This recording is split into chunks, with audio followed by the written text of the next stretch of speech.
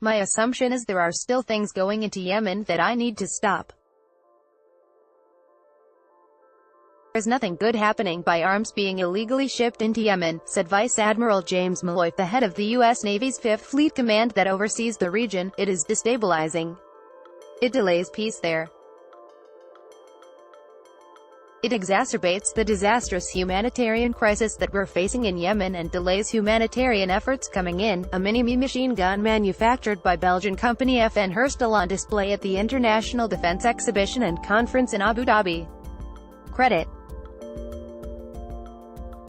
UAE entered Yemen's war in March 2015 alongside Saudi Arabia to back Yemen's internationally recognized government, which the Houthis had pushed out of the capital, Sana'a.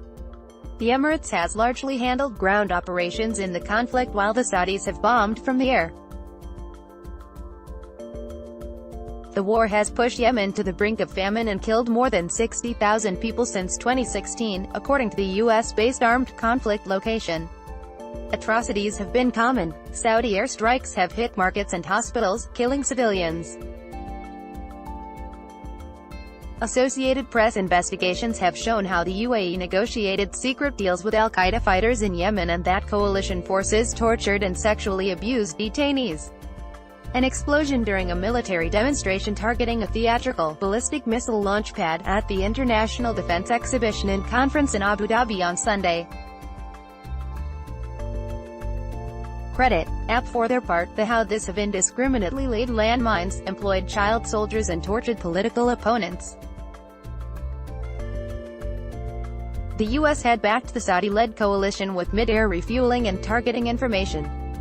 American lawmakers, angered by the October 2nd assassination and dismemberment of Washington Post columnist Jamal Khashoggi at the Saudi consulate in Istanbul, have been pushing to withdraw U.S. support.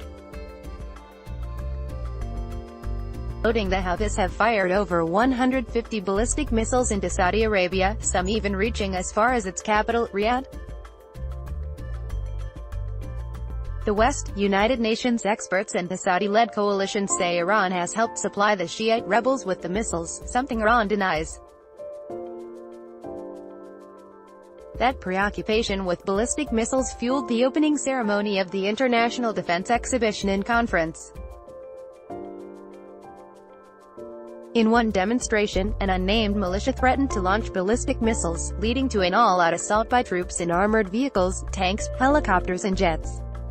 The demonstration's climax saw a fake ballistic missile slowly emerge from an underground silo, only to be destroyed by an airstrike. The demonstrations appeared convincing, and the event profitable for arms dealers. The Emirates signed a $355 million deal on Sunday with Raytheon, a Massachusetts-based firm that produces surface-to-air Patriot missiles to protect against ballistic missile launches like those in the display. Loading Western-made arms like those on display on Sunday have long ago ended up in the hands of militiamen in Yemen. Amnesty International criticized Belgium's FN Herstal for displaying its 5.56mm mini-me machine gun at the arms fair as it has been seen in the hands of Emirati-aligned militiamen. FN Herstal officials at the fair declined to comment. The military buildup in the Emirates and elsewhere in the region has come amid concerns about Iran's influence, after the 2015 nuclear deal it struck with world powers. While Iran continues to abide by its promise to limit its enrichment of uranium, the U.S. under President Donald Trump has pulled out of the accord. Malloy, the head of the Bahrain-based 5th Fleet, didn't hesitate to describe Iran's actions in the region as destabilizing, citing its renewed threats about cutting off the Strait of Hormuz, the narrow mouth of the Persian Gulf through which a third of all oil traded by sea passes. Iran, however, wasn't the only ongoing geopolitical challenge that shadowed the arms fair.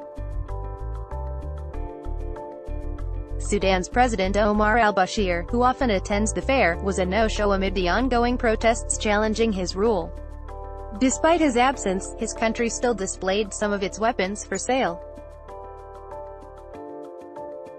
Bangladesh's Prime Minister Sheikh Hasina attended the fair's opening ceremony, as did Guinea's Prime Minister and Chechen regional leader Ramzan Kadyrov.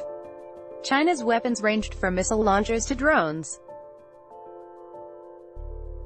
Already, China has sold armed drones to Iraq, the United Arab Emirates and Saudi Arabia. The Emiratis in particularly had wanted American-made armed drones, but the Obama administration opposed the sales over the Missile Technology Control Regime, a 30-year-old agreement that aims to limit the spread of missile technology. Under Trump, the U.S. has permitted American manufacturers to directly market and sell drones, including armed versions. United Arab Emirates defense where Yemen, Saudi Arabia